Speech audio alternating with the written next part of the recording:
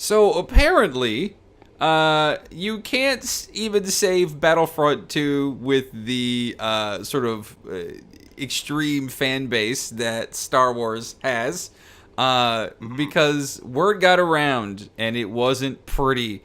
And we have some sales digits that came down this week about just what effect EA's sort of predatory microtransactions business model. I'm doing finger quotes now because of that. Delicious quotes. It's not only caused a gigantic backlash, but it's also caused a sales dip. Not only a sales dip, but $3 billion in losses in stocks. That was huge, a huge cut.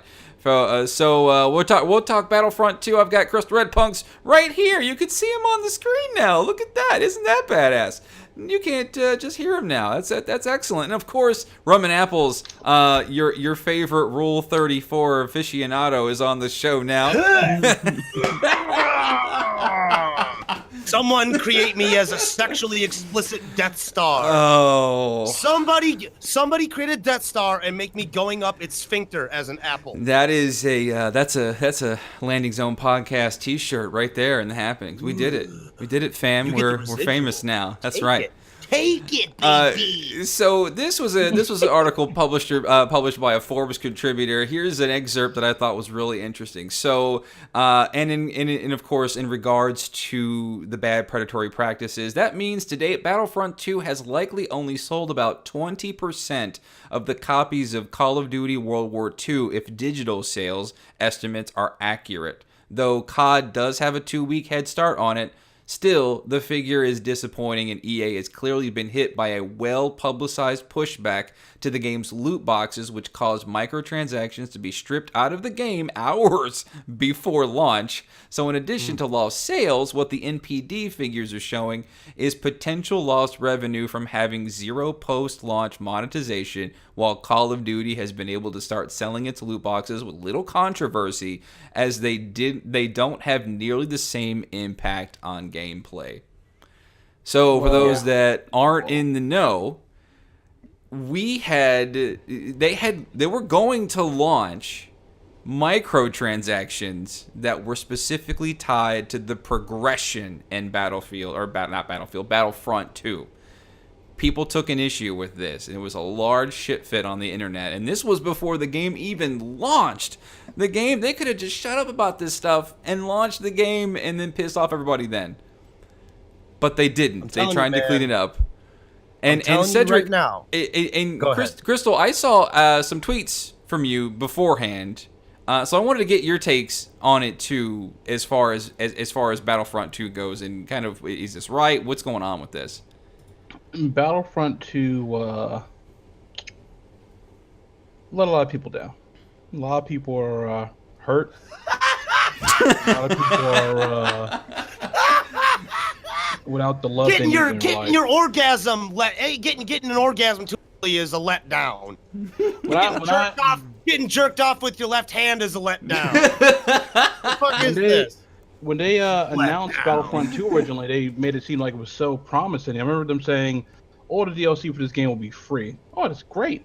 That's amazing. So many people were hyped for the game. The community would no longer be split up like it did with the first game. I was hyped about that. I remember saying it, yeah.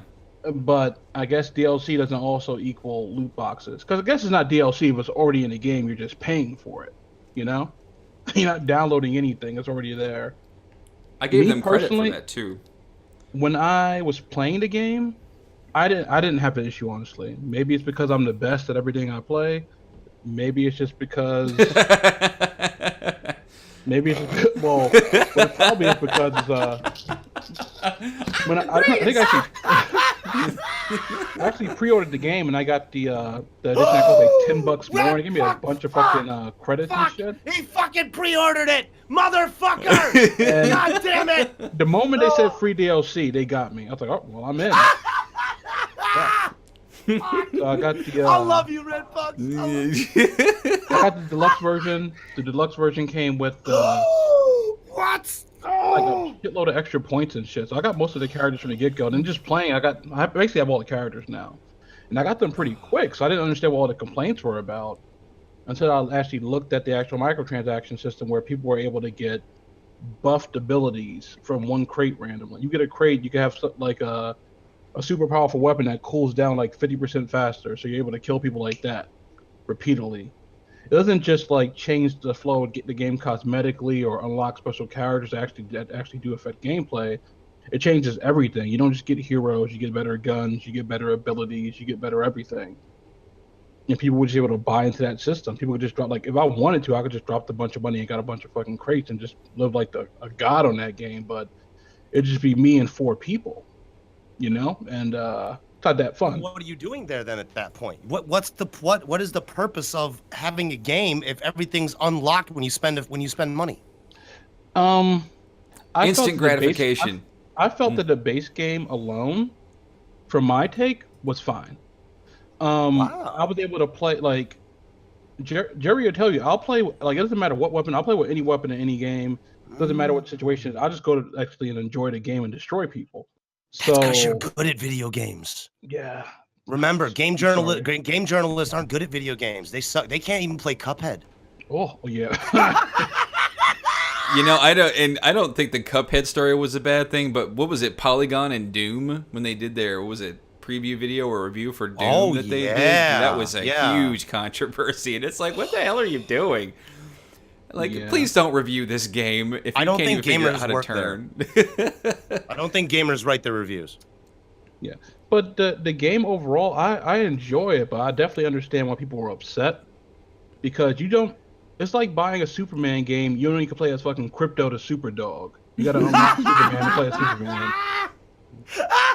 It's like, I bought this game, Superman's on the cover, why can't I play as Superman? I don't understand this. Kind of like Justice League. Oh no, come on. It's so bad. Like, people that didn't get the collection edition, they had to fucking sit there and grind. I think they actually did a timetable. It took like 40 hours to unlock a character based on the credits you were getting at a point. Now they have made changes to the credits where you get more credits based on your performance and everything.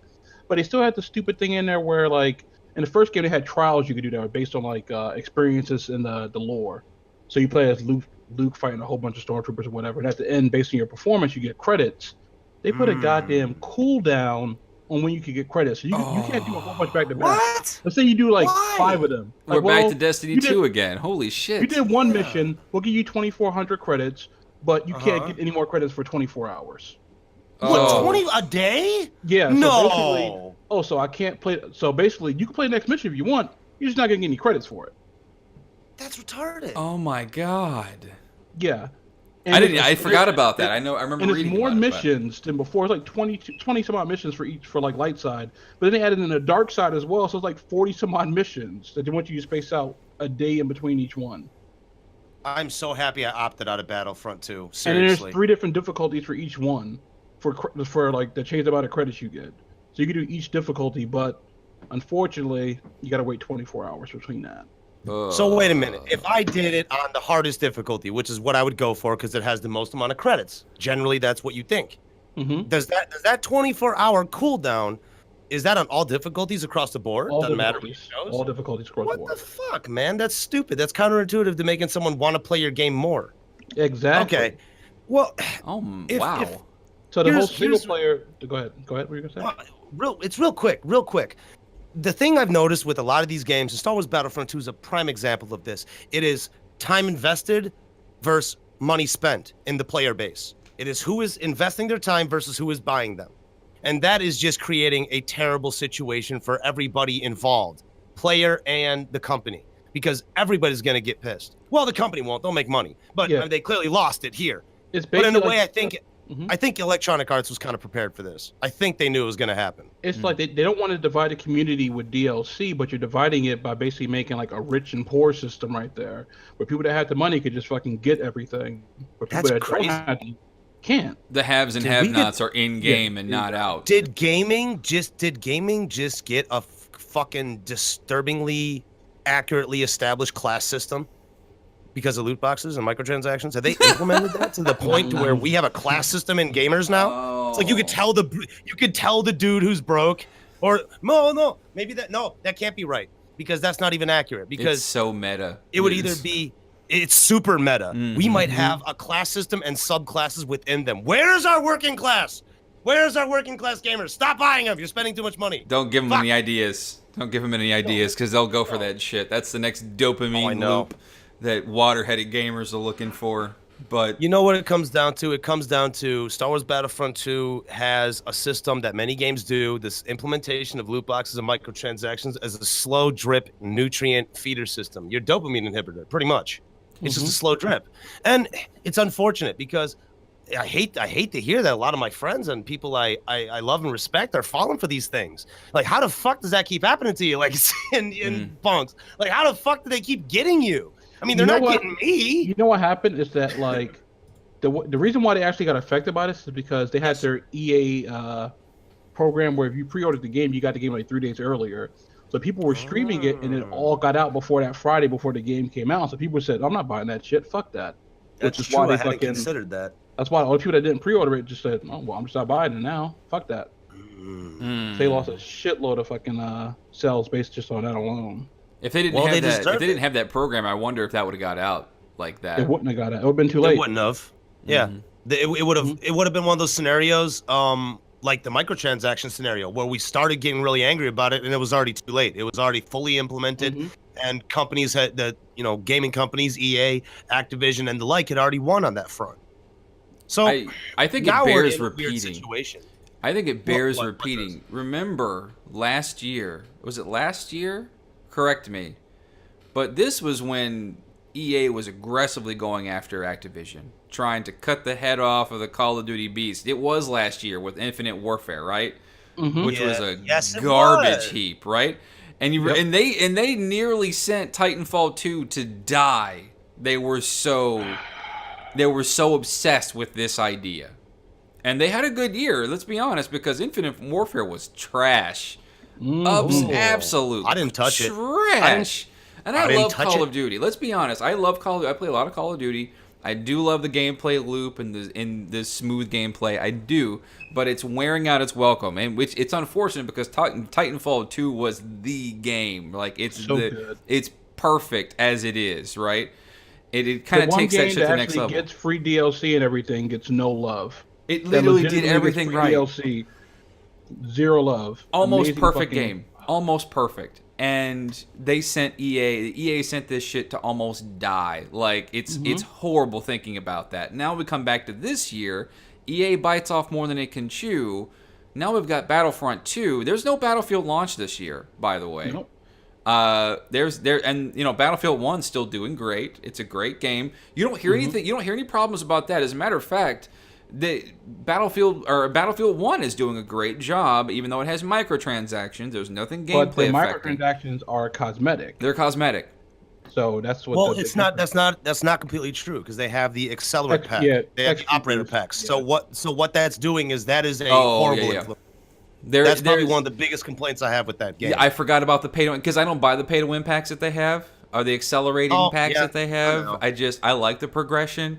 But yeah, they are available. Yeah, thank you for reminding me of that. Yeah, I forgot about those entirely. But now contrast that with Call of Duty World War II, which again, also not perfect. It's a game I kind of like, but you can tell that Activision is trying to drink your money now because this is the Call of Duty that, for one, its microtransactions are cosmetic, right? Well, no, not true. Call of Duty with like Black Ops 3, and I think they did it even in the Call of Duty Modern Warfare Remaster. They have these boxes that they say are cosmetic. They don't affect gameplay. The gun but skins. You can find guns in the boxes. There's new guns, not gun skins. Guns in the boxes. New guns. Like Modern Warfare Remastered. How many years have we been begging for them to add new guns to the Call of Duty games, right? As DLC. Quite a long time. As a matter of fact, with Call of Duty 4, Modern Warfare, people begged to add new guns in the game. For a long time. Then we finally get it, but it's all 100% based on the RNG gods. And there's no earning them, there's no buying them. It's you get them through the RNG, through loot boxes. That's the only way you get them. But you now look at EA took all the heat, before World War II did with this shit. And here we are. I think the attention gets distracted very easily, especially when a big title will get a lot of scrutiny and everybody's going to cover that real quickly, and focus will drift, and other companies, big or small, will slide under the radar for a while. Then you see it in a couple weeks later. You see more breaking news about it. You're going, oh, Jesus Christ, that's right. They were doing that shit too. Fuck, forgot about it.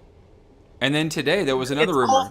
The same guy that leaked a bunch of information about Battlefield 1 also leaked a bunch of information about the new Battlefield coming next year called Bad Company 3. You probably heard of a little thing called Bad Company. Crystal, did you catch that news? I'll share that with you later.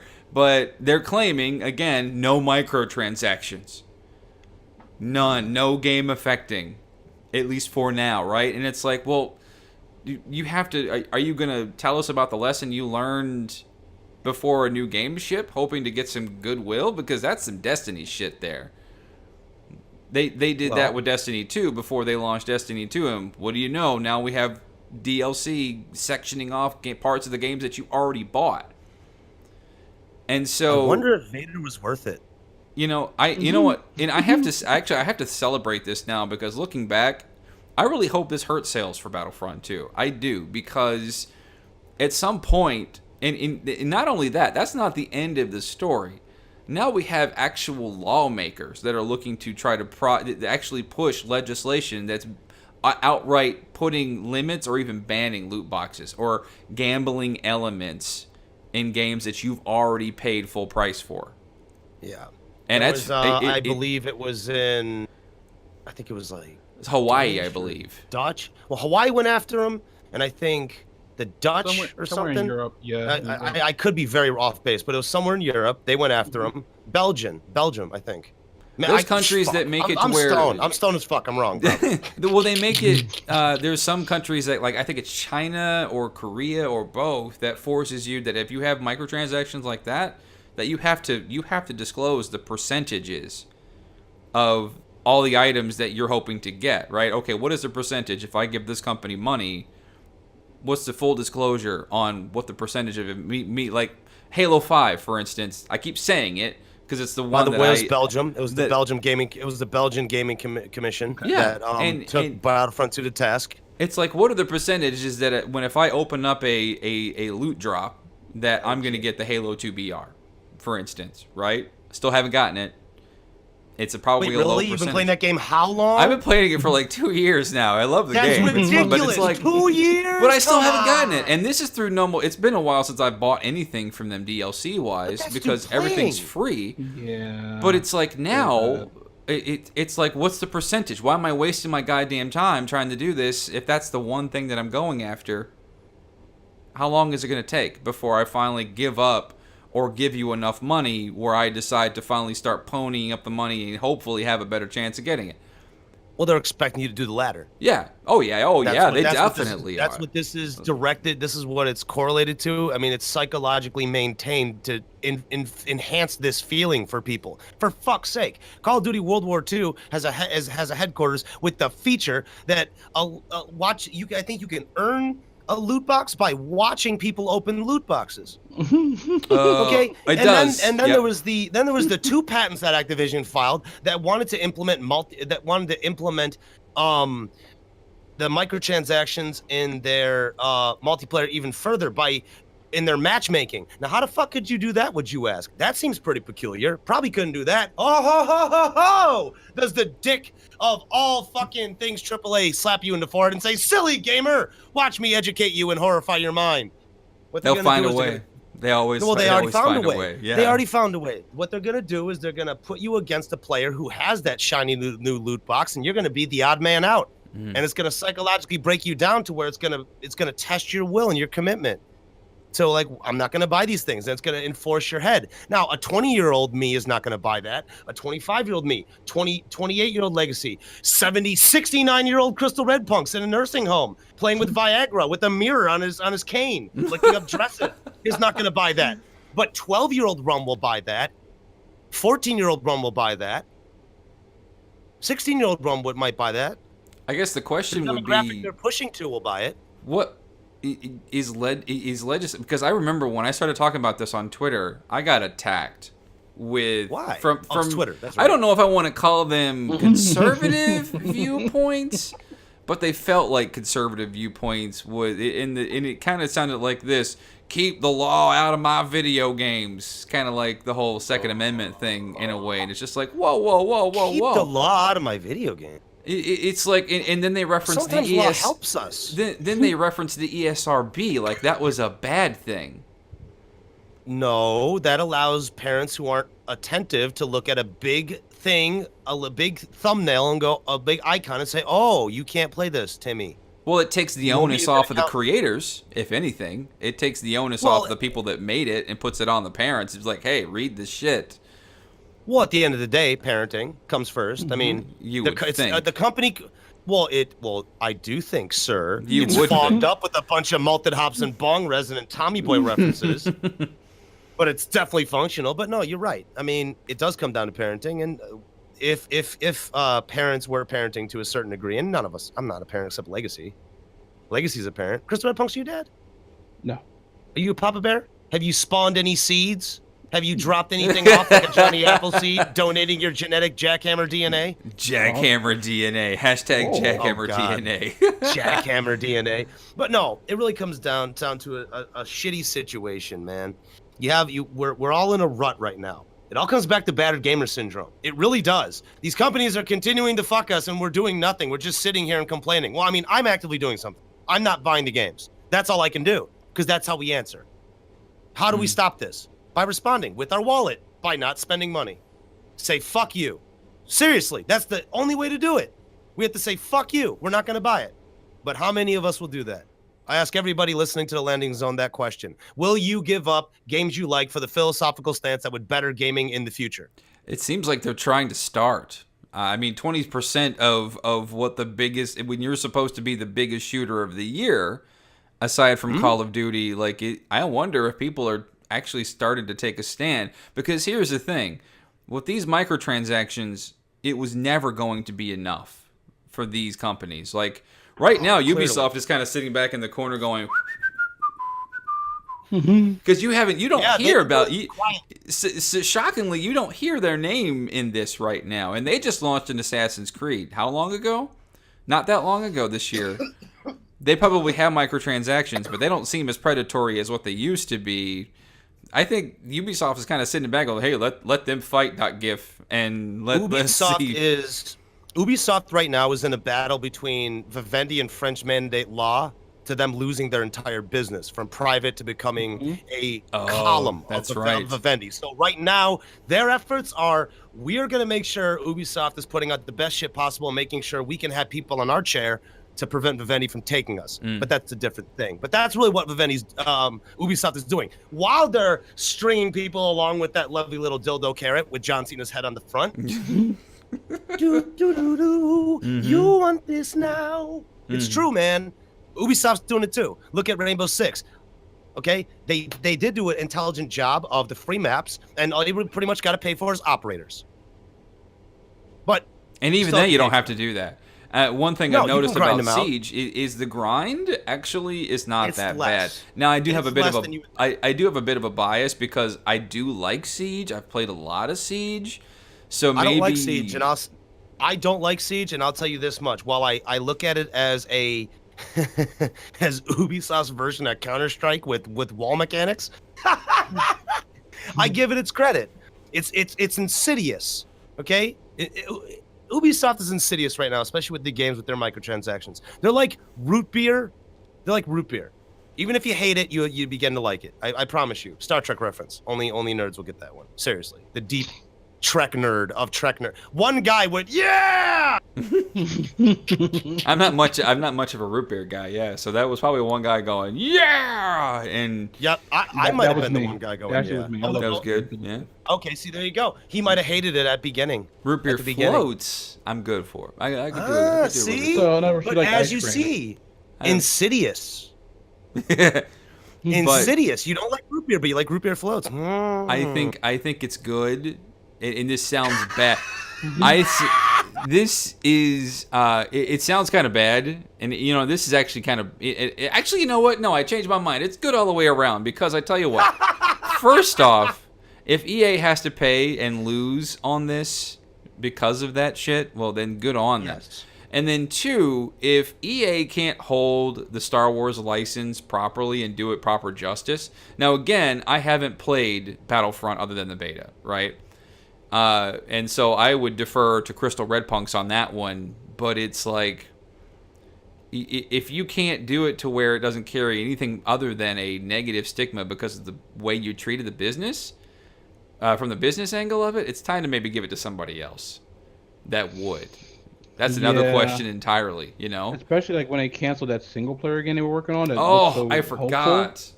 The one from Visceral? And then closed Visceral right after. Yeah, and they closed Visceral and absorbed it into the parent subsidiary. Throw the rest of it away. It's like, what? Yep. There goes any hope that you have of having a decent Dead Space ever again, which really pisses me off. Dead Space 3 was the end of that series to me. Yeah. And actually, Dead Space 3 was pretty much the start of EA going, I wonder what happens if we shit all of our games up with this business model. And and I can't say much. I mean, if you're a large business, you're trying to make money and blah blah blah. I get it, right? But just making money, and then there's nickel and diming people, bro. Now, I want to pose a fun little math question to everybody. Okay, what is 100,000 times 60? It's very easy. 6 million. Not enough. 6 million. 6 million. Okay. Okay. Mm-hmm. It's 6 million. Okay. 100,000 people at this as far as 7 days ago, according to what I was looking at a few seconds ago, because I'm stoned and I'm probably inaccurate. But let's say, as far as this video and this article is concerned, 100,000 people had requested Disney to cancel EA Star Wars license so they could get rid of it and not have these things happen anymore. Well, if 100,000 people did not buy that game and spend $60 a pop, that would have cost EA $6 million out the gate.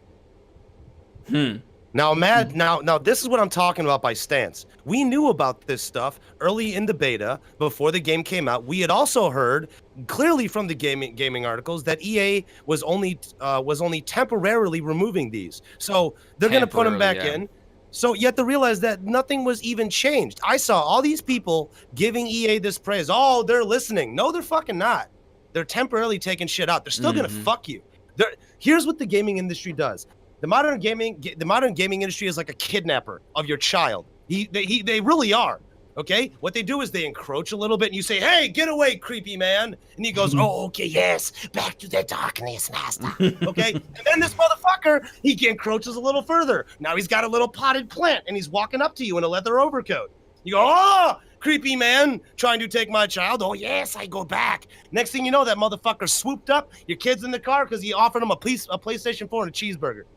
I promise you, man, it's that simple. The gaming industry encroaches on us until we complain, then we forget about it. They encroach on us more. They implement something new. We bitch about it. Then it's too fucking late. Well, this is what's happened to why things like this continue to get worse.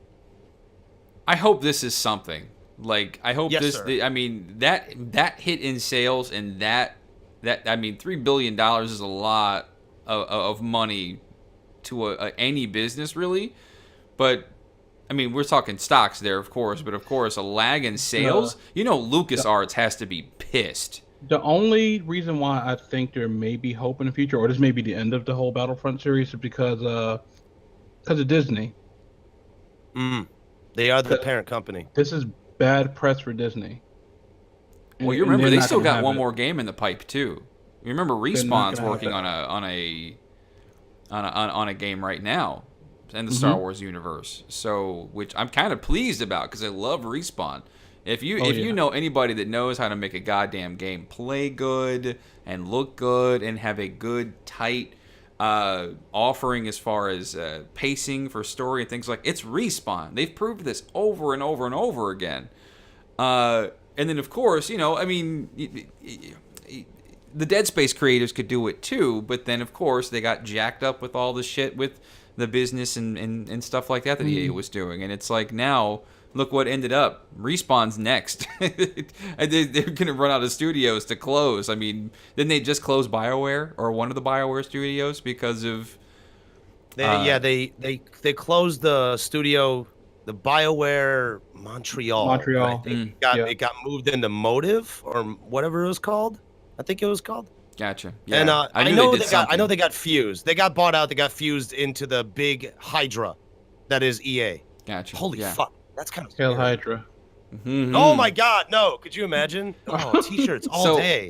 T-shirts all day. I hope this is something. I hope this is some kind of wake up call, because there was at some point that I thought EA was back on the upswing from being 2 or 3 golden poos into being the biggest, shittiest company in the gaming industry. It seems like they're trying to regress back into that. So I hope. Legacy. I know. This is okay. What? Okay. Last year, everything I said has come true about gaming. I've said the same thing about gaming this year, and everything's looking like it's gonna repeat. Will you please listen to me? Will you please listen to me and stop? Stop wasting your money. Stop doing this to yourself. I've seen my friends, you included, go through this valley of disappointment. It's like getting tased in the nuts. What the fuck, man?